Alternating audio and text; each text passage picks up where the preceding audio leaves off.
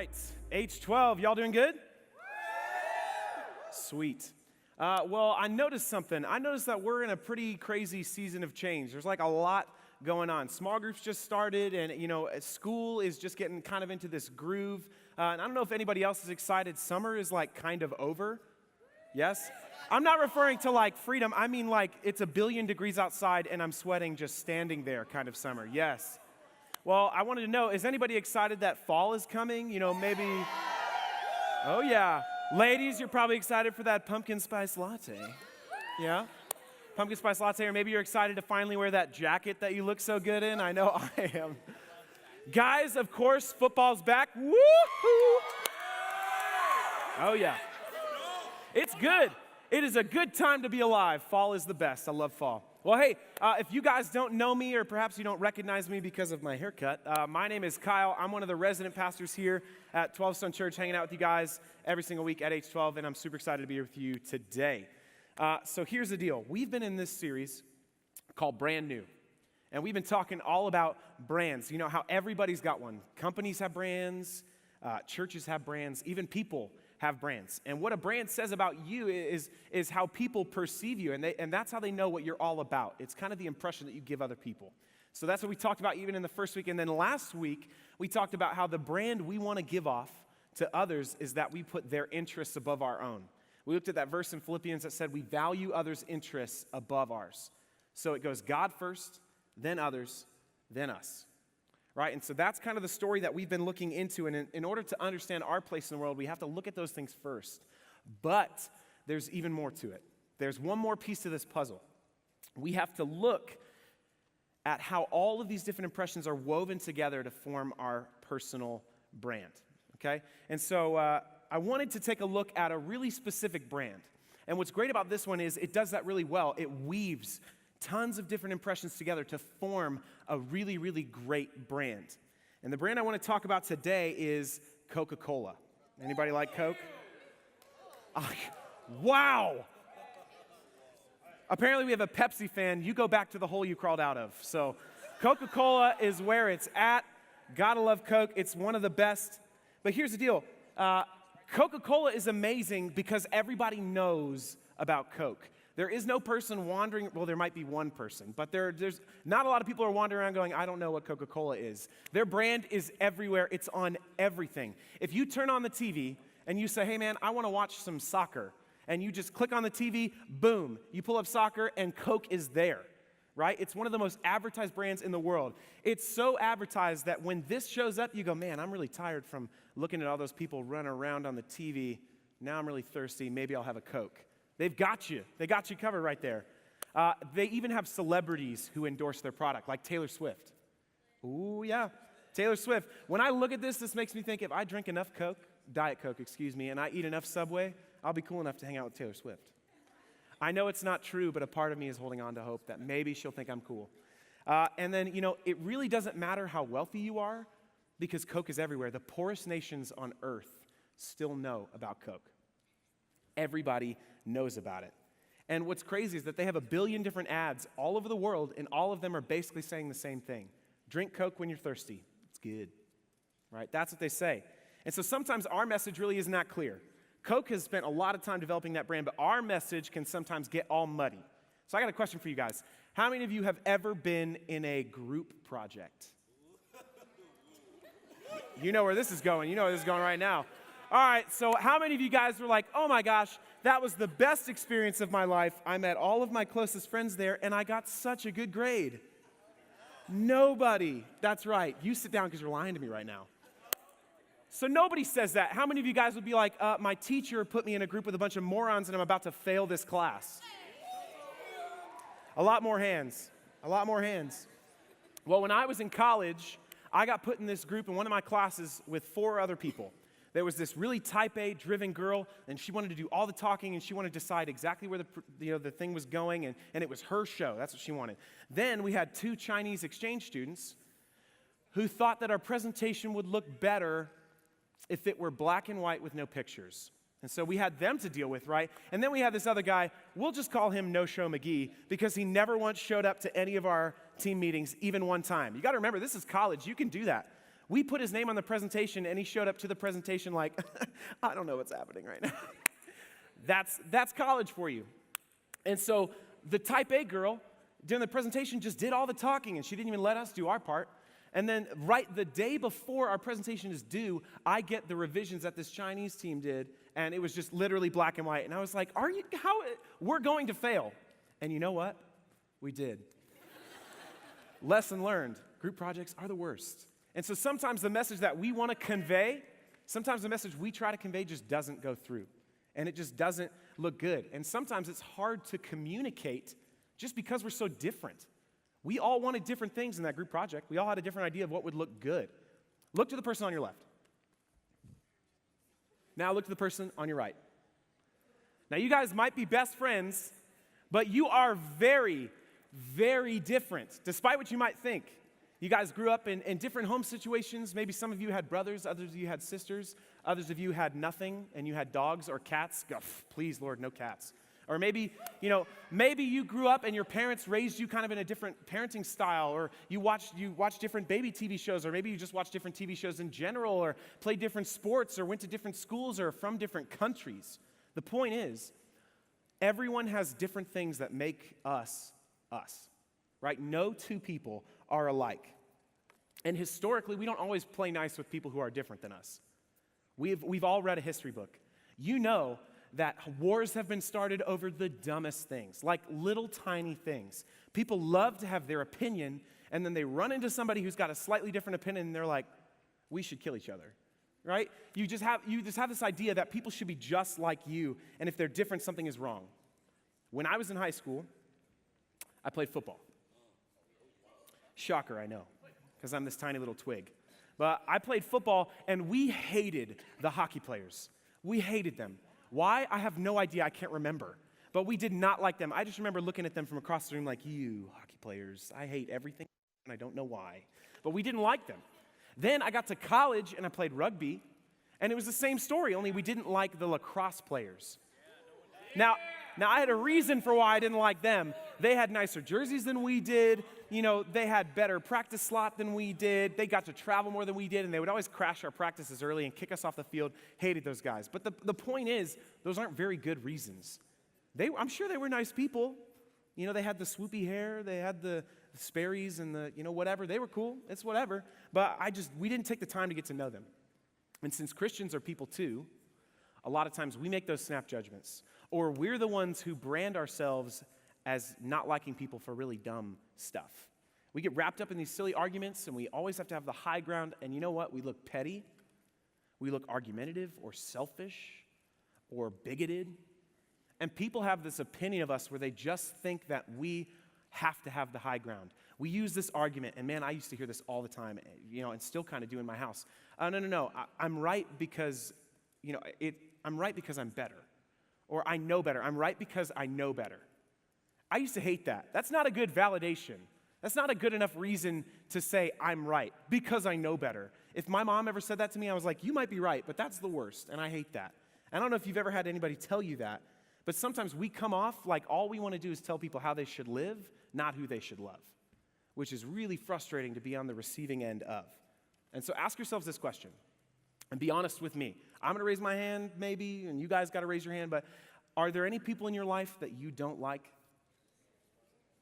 Guys, truth moment. For those of you who aren't raising your hands, more power to you. All right, are there any people in your life that you don't like for dumb reasons? Be honest, guys. Yes? Yep. Oh, yeah. Sometimes we just form this impression of people who are different than us, and we just don't like them. Here's what we do. You take a really complex person, somebody who's super unique, and you maybe don't know all that much about them. They have a different past than you do. Maybe they have a different home life and their future. You don't know anything about their future, but we boil everything about them down to one little detail. And it's almost as if we put a sign around their neck, and that sign just says liar or dork or annoying or rich or snobby. And you boil these people down to one thing. And then that puts blinders on your head to where every time you see them, that's the only thing that you see.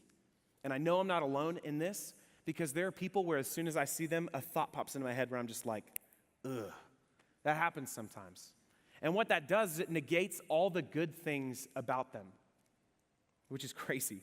And last week we talked about what it means to put other people's interests before your own. And if our goal is to have God first, others second, and us third, we have to realize that accepting people's differences as not being wrong just because they're not our stuff, just because they don't think the same way we do, is important to putting their interests above our own. If we miss that, it's never going to happen. It's just not going to work. And so if we want to put other people first, if we really want to do that, what do? You have to make choices. So what are those choices? What does it look like? What are the examples that the Bible has about people who've put other people first or maybe accepted their differences? We're going to talk a little bit about that right now, so I want everybody to just reach out underneath your chair or in the chair in front of you and grab that Worship Center Bible that's there, and then I want everybody to turn to page 1175. It's cool, you can do it. It's not that heavy. Your hands aren't broken. So while you guys are turning, I'm going to talk a little bit about what this verse is all about. So over the past few weeks, we've talked a good bit about this guy named Paul. Okay, and so Paul's mission with the early church was to kind of raise it up. And so it was his job to go plant churches, and then he would raise up leaders who would then go lead those churches and raise up other leaders. And so he was spending a lot of time there, but he also spent a lot of time calling out bad habits in those churches.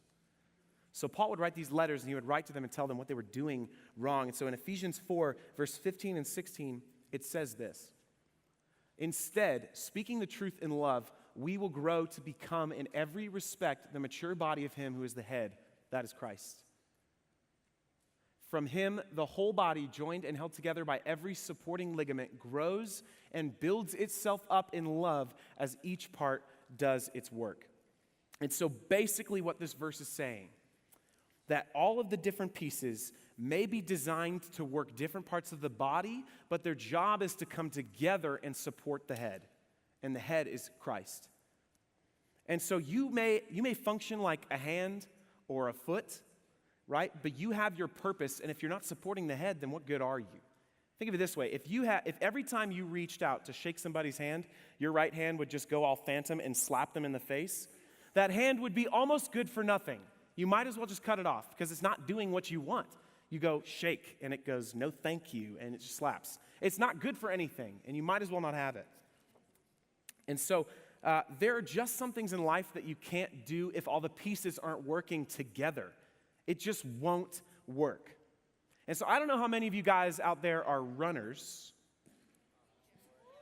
I don't know if you can tell, but I used to do quite a bit of running a long time ago, and then this happened. So not exactly perfect. But how many of you guys out there are runners? Maybe cross country, maybe you play soccer or football, or maybe you did track. Maybe you're like a 400-meter sprinter. Yeah?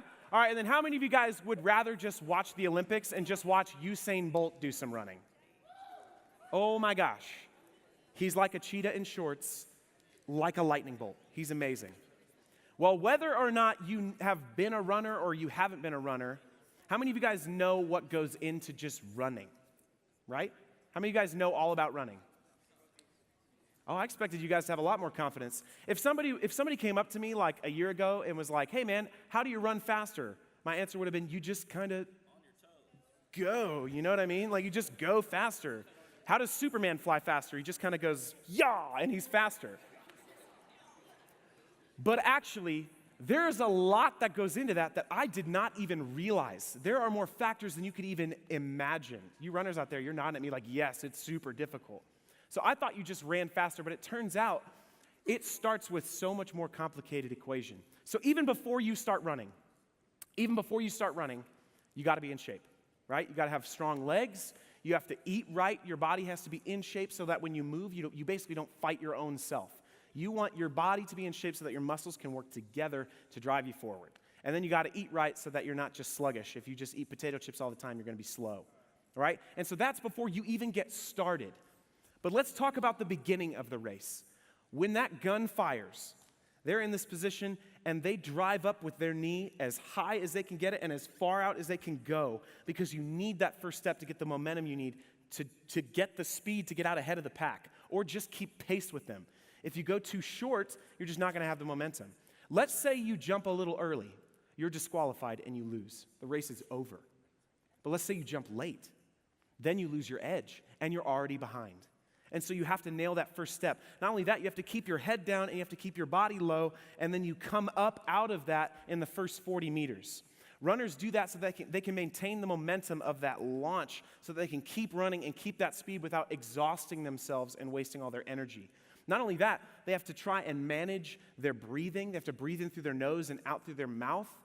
And when they are like this, in this position, they almost are falling on their faces. So they're always fighting that.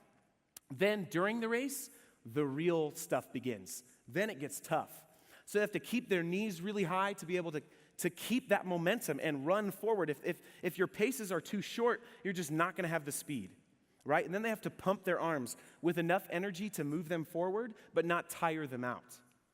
And then, this is crazy, I didn't know this. They have to slacken their jaws. So when you run, it's just like, if you've ever watched slow-mo, they look ridiculous. The reason is if you're focusing on tightening your facial muscles, you're gonna not be focusing on another thing that requires your attention. And so there are all these different details that go into even just running that race. You can't just grit your teeth and just go. You have to match your pace. You have to watch the other runners. You have to know how fast you can go, and then you have to save energy so that you can spend it at the end. You have to pace yourself. And so when you do eventually get to the finish, when you do get there, you have to remember all of that stuff and more. So it doesn't get less complicated, it gets more complicated. You have to keep all of those factors in check, and you have to just gas it. You just have to go as fast as you possibly can. And then right as you get across the finish line, you throw your chest as far as you can, I'll do one of those, to try and get yourself across the finish line first. Some runners, in fact, a few in the last Olympics that just ended, fell flat on their faces. So you give your whole body to those last few seconds while maintaining all that stuff. And then at the end, you're exhausted. You've used up everything in the tank. That's how you win.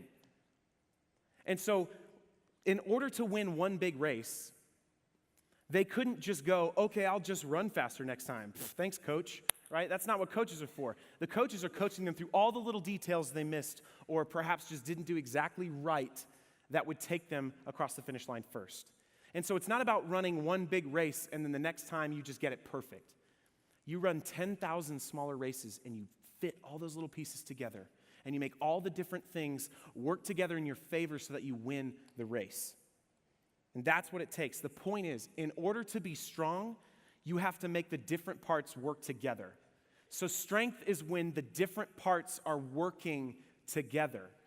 That's how you're strong. That's how you win a race. Strong legs just aren't enough. You could work on your legs all day and it wouldn't be enough. You'll be missing pieces if you don't make them work together. And so notice that I'm not saying that they have to do the same thing.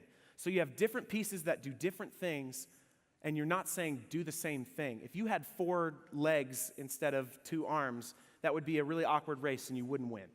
You have pieces that you need to do different parts but work together. Just like we said earlier in the verse, under the head. They have to obey your instructions. And so when you work together, when you put all those things together, ultimately, your differences make you stronger. Our differences make us stronger. It's true. Our differences make us stronger. Despite what we tell ourselves or how we act sometimes, what's great about this group, what's great about H12 and what's great about 12 Stone is that it draws in different people. We're not all the same. In fact, we would say the mission of H12 here is to draw in as many people as we can from Gwinnett County so that they might hear about Jesus, because they may otherwise never get a chance. And so if we are all focused on gathering people who look just like us or just, the same as us or like the same things that we do, we miss out on the opportunity we have to send out those people from H12 to get more people like them. So hear it this way.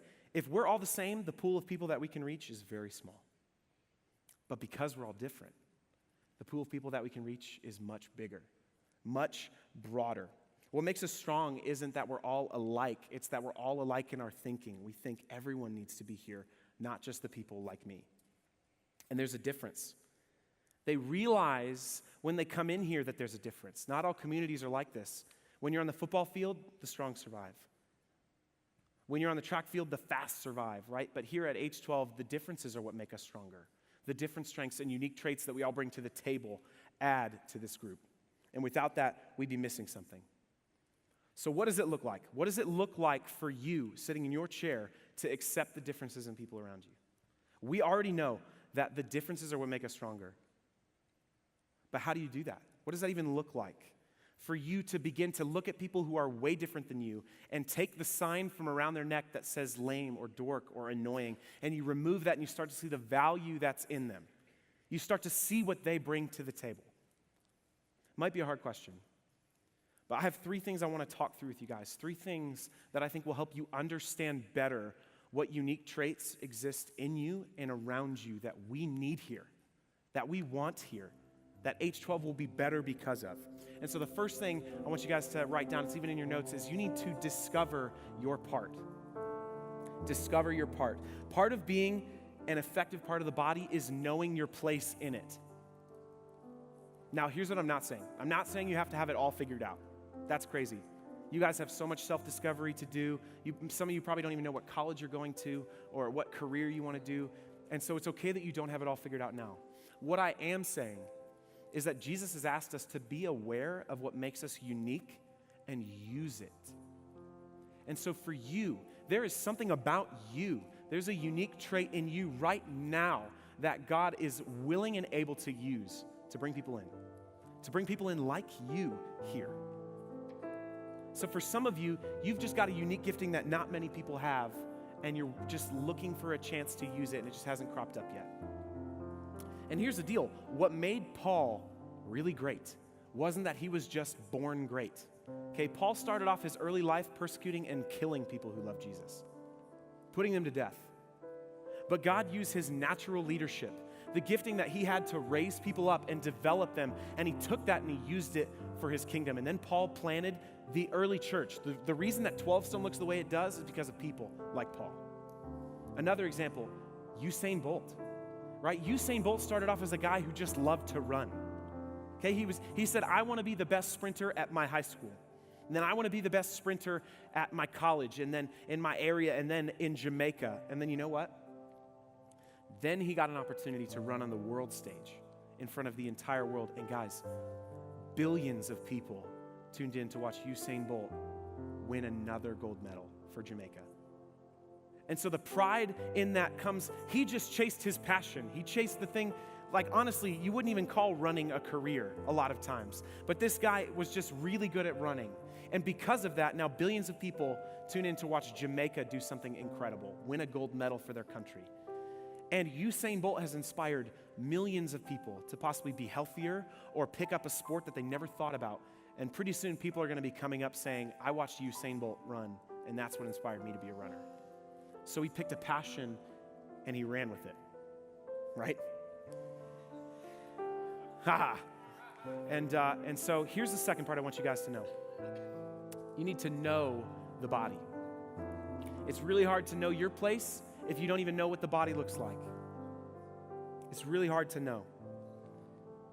And so the Bible is this long and beautiful story about how God sent Jesus not only just to die so that we could live with him forever, but also as the perfect example of how we need to live in life. So it wasn't just so he could die for us, it's so that he could live for us. Knowing the body means you start to look at Jesus and see what's in him that we want to be. You can think of Jesus like this mosaic of all of these great character traits. And you, in your seats, some of those pieces reflect you. That's who you are. You are some of those pieces. God has made you to uniquely embody some of those things. But if you're not aware of them, if you're not aware of your pieces, then it's really hard to know what you're fighting for. You're like the hand who's not doing anything that the head tells it to. You miss opportunities to do what you're meant to do. You miss that. And it's really hard to love the differences in other people if you have no idea where their gifts are. So part of loving other people and celebrating what makes them different is knowing where their differences fit in. And so for you, the challenge might be to just read a little bit of the first 4 books of the Bible. Read the Gospels so you can understand the character of Jesus, who he was, and where you fit in and where others fit in. Because without that, you're going to have no idea where the giftings go. And then finally, we want to celebrate the differences. We want to celebrate the differences. You have a choice to either accept or reject the differences in the people around you. You get to make that choice. And some people have a unique gifting that you could never have. Not everyone is perfect at everything. Some of you might be really good at soccer, and you might have never thought about what impact you might have. But honestly, it might be your leadership on a team, and it might be your opportunity to just reach out to another player twice after practice and go, hey man, why don't you stay with me and we can work on that skill? And it opens up an opportunity for you to speak into their life and maybe invite them to H12 or tell them about Jesus when nobody else in their life is doing that. People walk through life alone, and you can be the one in the unique spot to celebrate the differences in them and invite them in. Some of you guys are in junior ROTC, and those guys love structure, and they protect the things that they love fiercely. Don't you think we need people like that? Don't you think H12 is better when it has people who protect the things that they love with passion? So much so that they would lay down their life for that. That's the career that they want. We want people like that here. We get stronger when we celebrate the differences between us. We do. And so you guys remember how I was talking about Coke earlier? Coke is great. Love Coke. What makes Coke so great isn't that it's the most delicious drink in the world. That's not it. Coke has so many different ads in so many different countries, and for so long have been saying the same things that now they're the most well-known brand of soda in the world. And what's great about that is they have an impact that's far and away one of the biggest of any company ever. And for a long time, they've had this slogan. They say, we live as many, we stand as one. That's what we want to be. We want to be many different parts who come together and work together as one. That's who we are. That's who we want to be. And so when you become okay with the way that people are, when you see how even though we live as many, we want to stand as one, it changes your perspective on who needs to be here. When you stop putting the sign on people's neck and you stop boiling down this complex, amazing person with unique gifts and with unique traits that Jesus had in him, that they have in them, when you stop simplifying them to something that's different than you, it's a game changer. When you stop branding people the wrong way and you accept them here, people will brand us as a group worth being a part of. And so I want to ask you guys a couple questions. Are there people in your life that you just don't like for dumb reasons? If you can't think of any right now, I urge you to think through it. If there are people in your life that you feel that way about, how do you love them different? How do you celebrate their differences? And then maybe for some of you, it just comes down to knowing a little bit about who you are and who other people are and where their place is in your life. So maybe you need to just discover your part. And honestly, a small group leader is a great person to go to if you're trying to figure out where your strengths are. Or maybe you just need to know the body. You need to spend some time reading just in the first few books of the New Testament to learn who Jesus was. And maybe we just need to get together and celebrate people who are different. We have a chance to invite people in. Let's not miss it. Let's pray. God, we thank you so much for who you are and how you have loved us and how you did not ask us to bring in people who are just like us because you knew that we would be missing something. So God, I pray that you would just challenge us with this message tonight, that you would show us how your love is meant for everyone from all different walks of life and all people who are different. So God, would we be challenged with that, and would we invite people in? We thank you, we praise you, and we celebrate what's different between us. Pray all these things in your name. Amen. Amen. You guys give it up for Kyle.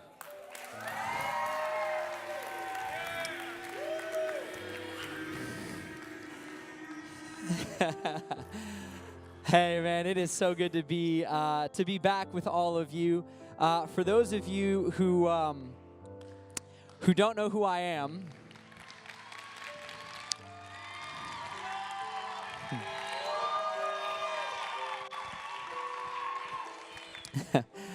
you guys are awesome. Steve Walton is back in town, y'all.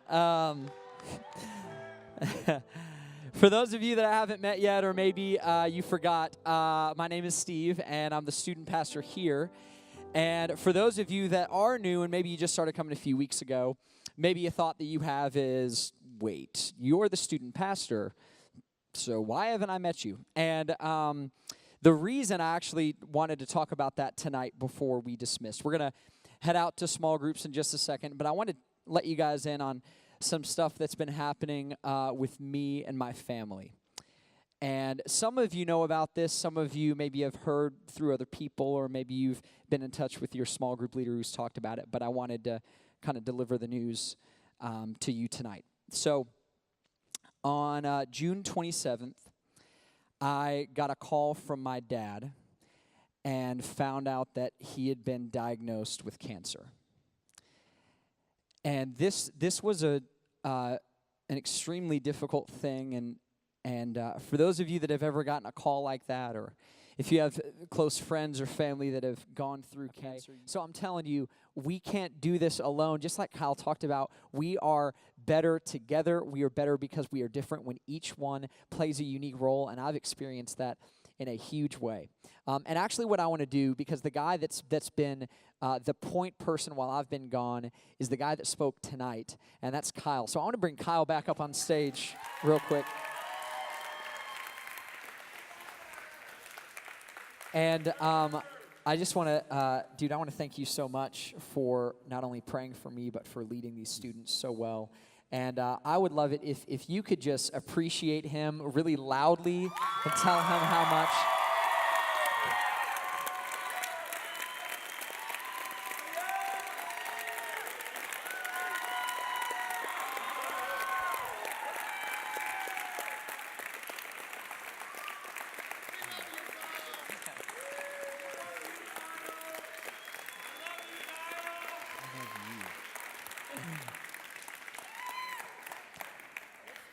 And so, so for those of you that are new, I know that was kind of a really heavy way to end H12. I promise you we don't do that every week, thank goodness. Okay, but we want you to know that you're a part of a really incredible community. And we also want you to know that what we talk about here isn't just for Wednesday nights, it's for the rest of your life.